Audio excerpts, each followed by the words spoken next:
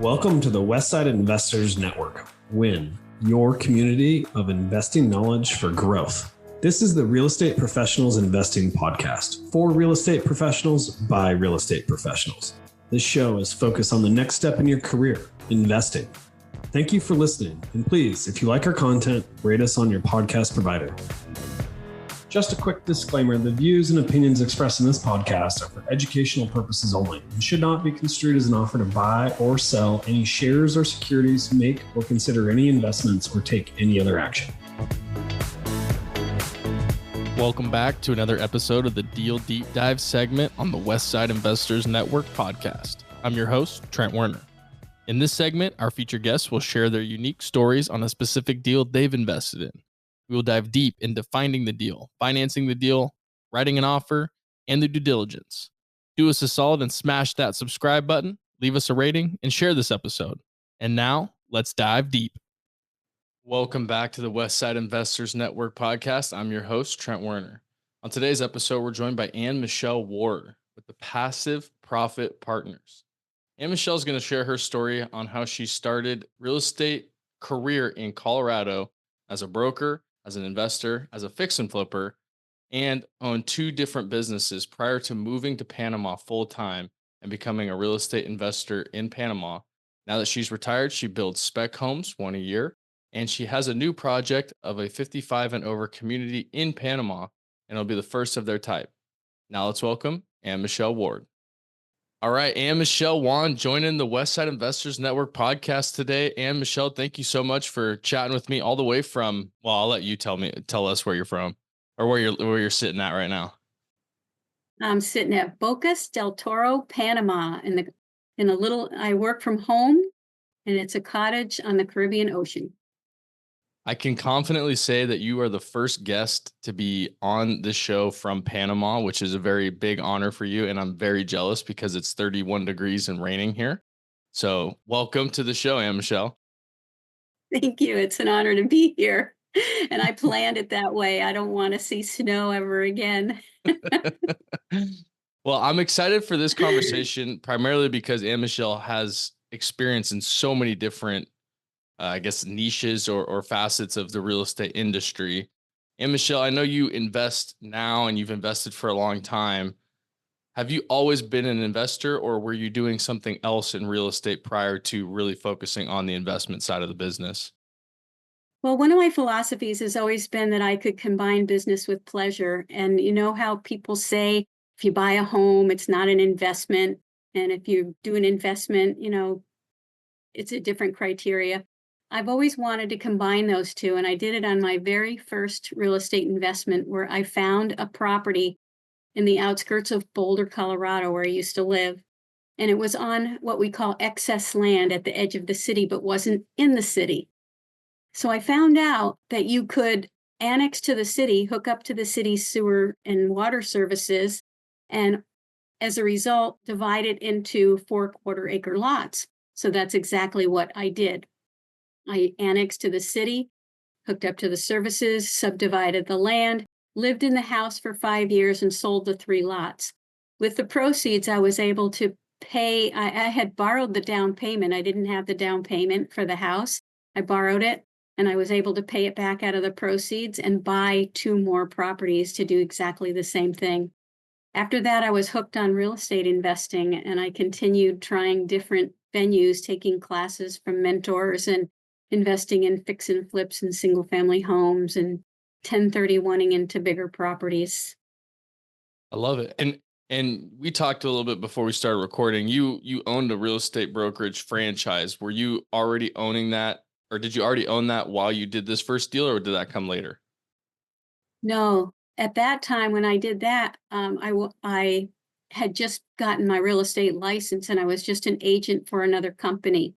But I eventually did open my own business in Colorado. And when I moved to Panama, and that was, even though I invested in Panama earlier, we moved full time in 2010. That's when I opened the United Country franchise in Bocas del Toro.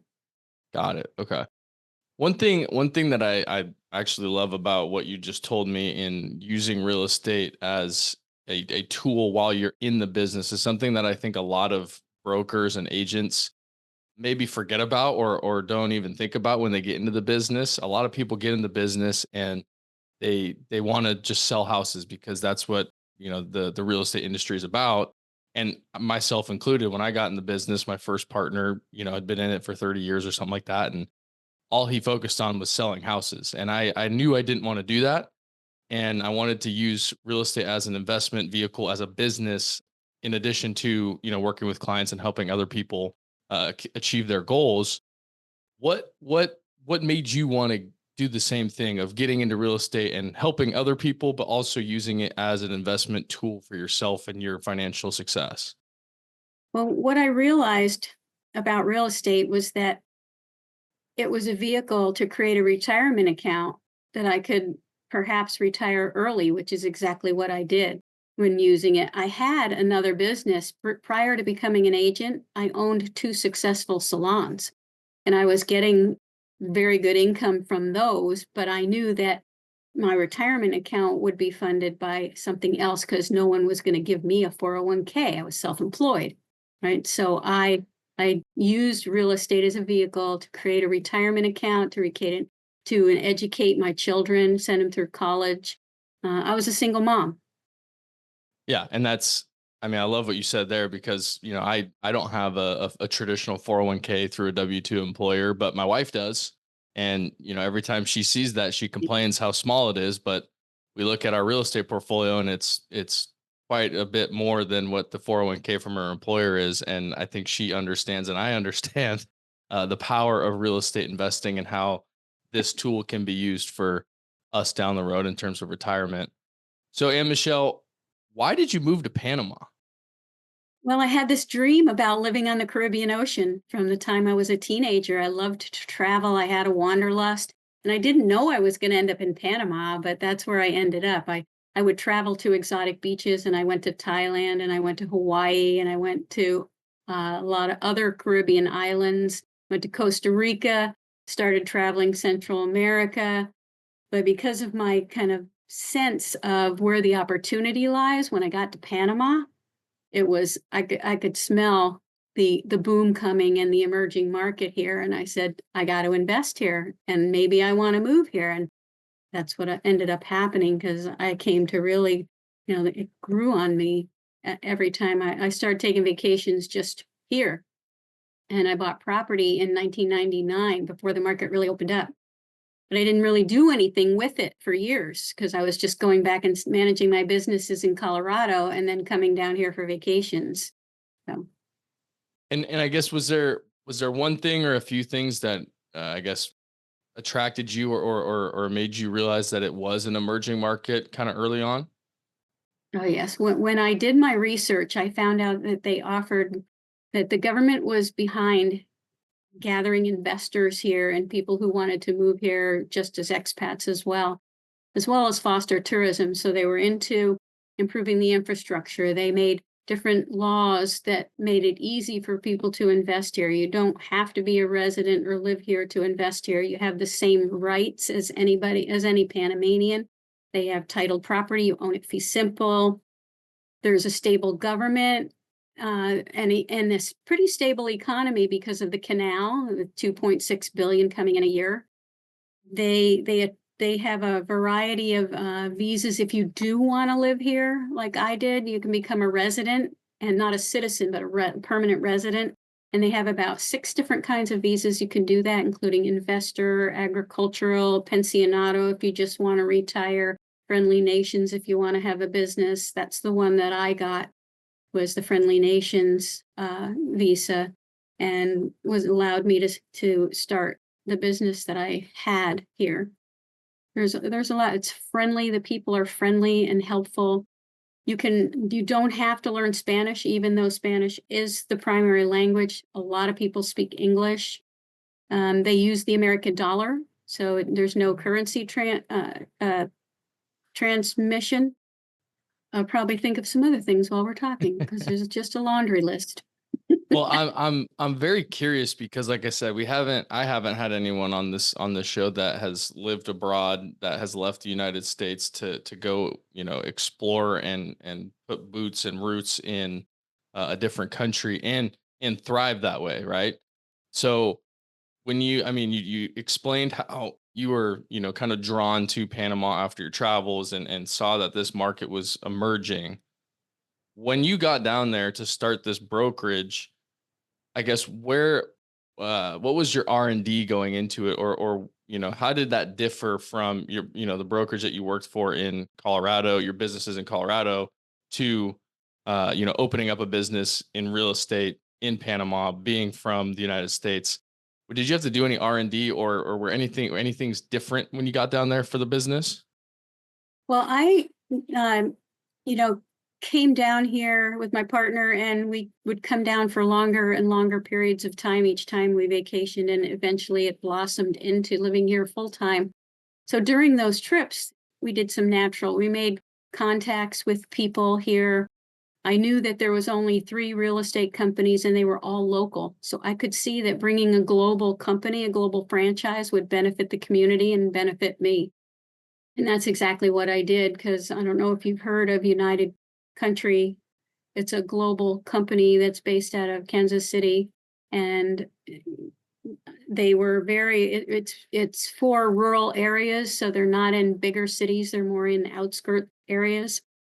And it was perfect for me.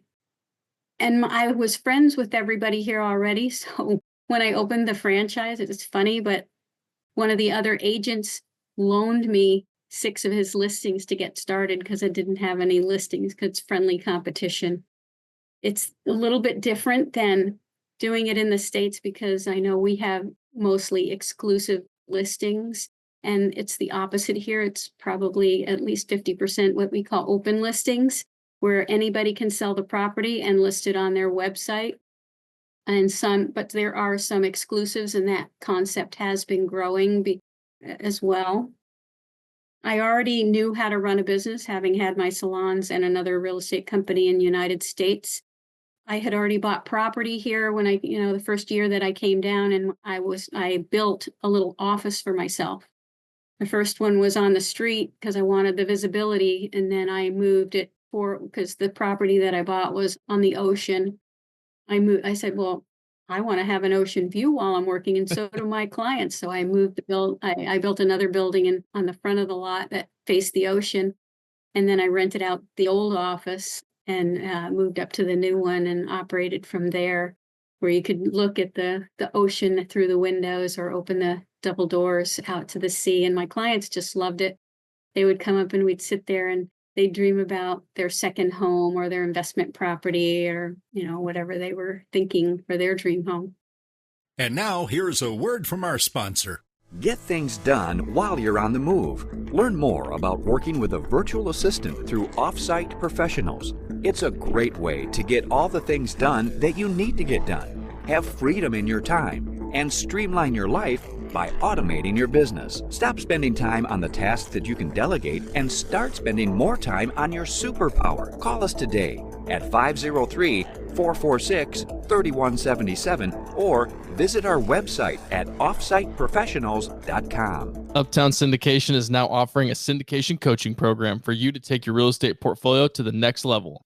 This is your opportunity to have experienced syndicators, AJ and Chris Shepard, coach you on your way to controlling your real estate investing future. Our coaching program will provide you with the tools and framework needed to begin syndicating real estate in your target market. Go to uptownsyndication.com today to learn more.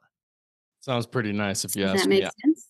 I would be your client if I got to look at the ocean while we were talking business. So, Ann Michelle, we talked about your business. Now I want to hear about your investing career. I know you said you flipped houses and you had your other businesses, but I really want to dive into the Panamanian investment career that you've had and the successes that you've had. What have you invested in, I guess, and what, I guess, types of projects were you focused on, or are you focused on in Panama, in the last couple of years? Okay, well, since I came here, when I first came here, I bought the commercial piece of property in the town of Bocas del Toro. That made sense, and that's a story in itself, where my girlfriend and I were here on vacation, and she wanted to go in the grocery store to buy something, and I didn't want to go into the air conditioning, so I waited on the street And while I was waiting on the street, this guy came down the street and said, "Do you know where I can sell a house here?" Because again, there were only a few real estate companies. And I asked him, "Well, what kind of property do you have?" And he kind of points over to the ocean. So I said, "If you wait a minute for my girlfriend to come out, you can take us over there. We might know somebody." And I knew it was going to be us, but I didn't say that at that time. So she came out, we went over to the property, and it was the city lots here are 10 by 20 meters, which is 30 by 60 feet. And it looked out over the Caribbean Ocean on the bay. And there was a crumbling down cement house on it and 2 palm trees. And we asked him the price of it, and he said like something incredible that we couldn't even believe. And we said, "If your paperwork pans out, we'll have our lawyer look at the paperwork. And if it does come out good, we'll buy the property." And we made a verbal agreement right there. And that's how I got my first property.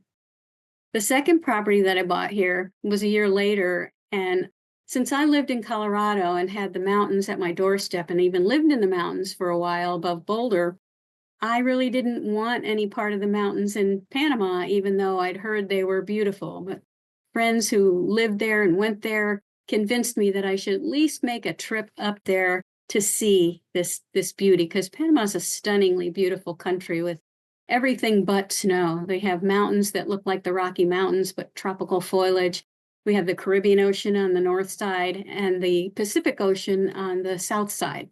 So I did go up to a place called Boquete, which is 3,500 feet above sea level, and it's eternal spring there, 65 to 75 degrees year round. And I went to this development that this guy actually from Breckenridge, Colorado had bought an 80-acre coffee farm. And he was they was just platting the roads and the lots in this coffee farm to create a gated community with a river and a golf course. And again, the prices were so spectacular, especially right at the beginning there when he just was platting the roads, that I couldn't resist. I had just sold a property in Colorado and I had funds. So I ended up buying a villa on the third hole of a golf course for an incredible price. And it wasn't built yet. They build it for you. So a year later, that villa was finished. And we enjoyed going back and forth from Bocas to Boquete whenever we wanted, at whim when we were here. By this time, we were spending like 6 months in Colorado and 6 months in Bocas. And about 3 of those, we'd go to the mountains and 3 we'd spend down on the ocean. So in 2010, I decided that I wanted, so 2001 to 2010, we owned the villa. And in 2010, decided to focus efforts in Bocas del Toro and sold the villa up there at a nice profit. That's when I built my office. That's when I started building my home on other land. I had also bought a separate piece of land that was on another island, because there are 9 islands here that are inhabited and thousands of small uninhabited islands. So this island that I chose to buy property on was called Solarte, Island of the Sun, and it's a 600-acre island with just a few homes, especially at the time, on it. And I didn't do anything with the land right away, but when we got funds, both from selling the Boquete house and from selling another property in Colorado, we started building our personal home on that land. So those were my previous investments. And then, as I said, I operated the franchise for 10 years. And in the last 3 years, I've built and sold 3 spec homes. Having had a good eye on the market of what was needed, I noticed a gap between 150 and 250,000 of shortage of homes for people to buy. That's what my clients were asking for, and there wasn't enough of them. So that's what I decided to build in retirement. And I had purchased 2 lots on a little bay on another island called Bastimentos. And I built a home on one of them. And then the neighbor said, "Oh, my husband just died. Will you buy my house too?" And so we bought her house and tore it down and built another one right next door to it. And both of those sold in 2022. And then I purchased another piece of land on the main island of Isla Colón, which is where the airport is, and began building my 3rd spec home there. on a desirable location that face the ocean. I try to stick to titled property that faces the ocean, whether it's just ocean view or ocean front. And that third one, like I was telling you before we got on here, I built it. It took me about 10 months to build it and had it on the market the last 3 months and just got it under contract last week. Very So my nice. new plans, yes, I'm very happy about that. My new plans with the proceeds from this property was to go into multifamily here in Bocas because, again, there's a shortage of that type of housing here. There's individual houses, there's bed and breakfasts, there's even some small apartment buildings, but there's no real communities. And so I decided to build an over 55 community with amenities for people that wanted to already here or wanted to move from Canada or the United States and live with a little extra luxury of having the types of amenities you get in over 55 communities. So what does a project like that entail when you're talking about an over 55 community? I mean, I've seen them in Arizona and in California and those kind of things, but Mhm. what does it entail to actually, I guess, build that from dirt to the finished product? And where do you, I guess, where are you at currently with that? And where are you wanting to be here in the next 12 Uh, months with that project? That's a good question. Where I'm at is I've located a piece of land that's 3.5 acres that is on the main island. I wanted it to be on the main island because I wanted proximity to the hospital. We have a hospital on that island. And I found through my networking a couple that owned 3.5 acres on that road, and they are willing to joint venture. So now we're in the process of designing and getting permits to build on that land. And it's going to be somewhere between, it's small, between like 25 to 35 units on that property. And I still need to raise the money to do that. And it's figured it's going to cost $6 or $7 million by the time it's all said and done. It'll probably take 1.5 to 2 years to build it. It'll probably take 6 months to get the permitting and things in place. And I decided after this last house that I built, which was stick built, to seek out more sustainable modular type homes. And there are now some practitioners in Panama that provide that kind of thing where they pre-build the panels like a sort of like a SIPS panel, and they load them flat on trucks, and they already have electricity and they already have plumbing in them, and you order the roof size and all that stuff, and they ship it on a truck over, and then you've got your foundations built. And so I may be able to build it quicker than my other buildings just because of that, even though it is a bigger project. Since I haven't done this type of project before, I'm not really sure, but I'm confident that I can do it and will do it. How does that affect cost per door or cost per unit when you're going from stick built to a modular system like that? I mean, have you gotten that far? Do you know what it does with the cost per door? I haven't really gotten that far. I've got a projection of what I think it's going to be based on what I've built before.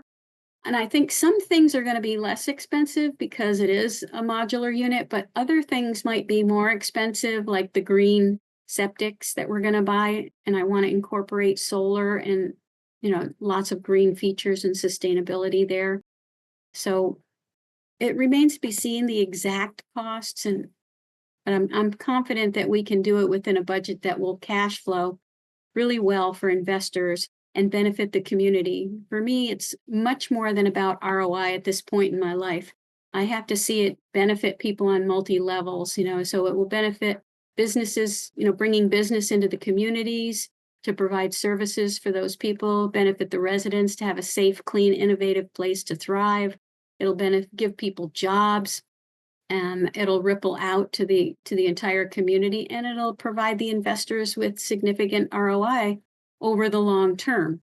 And I have an exit plan for where we want to build it with cash and then pull the money out when it's optimized around year 5 and get 50% bank financing, which lowers the risk and still provides cash flow. So this is build to rent then, Make- not build to sell. There might be parts of it that are built to sell, but I think it's going to be more built to rent. Okay. Okay. And then, so you said, the plan is to refi or cash out refi after year 5. Do you have a projected hold time for the entirety of the project, or is it indefinite? Excuse me, I didn't catch that. So you have a plan What was the to question? you have a plan to refi and pull capital out Refi. in year 5, but do you have a long-term hold plan, or is that indefinite to fully offload it and dispose of the property down the road? I think that's going to be up to the investors. I'll talk with everybody who's invested in year 5, and they can decide whether they want to just enjoy cash flow for another 5 years or if they want to sell at that point, Got it. because we won't, I plan to be able to return all the investors' money by year 5 or 6, depending how long the financing takes to get done. And here it takes much longer to get financing than it does in the United States. Instead of like a couple of months, it takes 8 or 10 months to get financing done. So, and we don't have mortgage brokers. You have to go through your local bank. And it's just, I have a long established relationship with my bank, so it should work out. The last question I have for you on this is, what if you were talking with someone that has never invested in an emerging market or out of the United States for that matter in real estate? What would you tell them are the benefits and I guess the good differences between investing in the United States and investing in a market like Panama? I would say, if you have an adventurous soul and you want to venture outside your home country, it's worth the leap. It diversifies your investments even more. We think we're diversified when you have more than one property, but not really. And you think you're diversified even when you have properties in different states, and you are, but there's more. And so this just adds an additional layer of protection, diversifying your portfolio outside the United States, especially in this uncertain economy we don't know what's happening in the US these days. Very nice.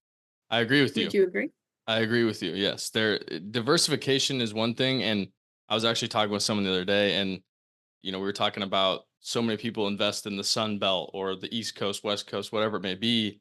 And, investing all your eggs in the same location or same part of the country is not diversification. You want to spread it out across the country.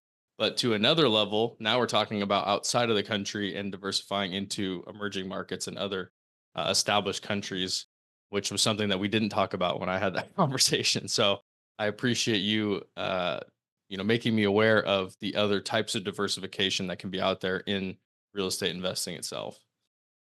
Absolutely. I just think a portion of your portfolio should add to your diversification, and that creates safety on another level. Absolutely. And Michelle, where can people hear more from you or learn more from you? Well, I do provide consulting for people that want to relocate or invest outside the country. And you can, I have a profile on LinkedIn, Anne Michelle Wand, and my page is Passive Profit Partners, which is the name of my company that I've formed for this investment.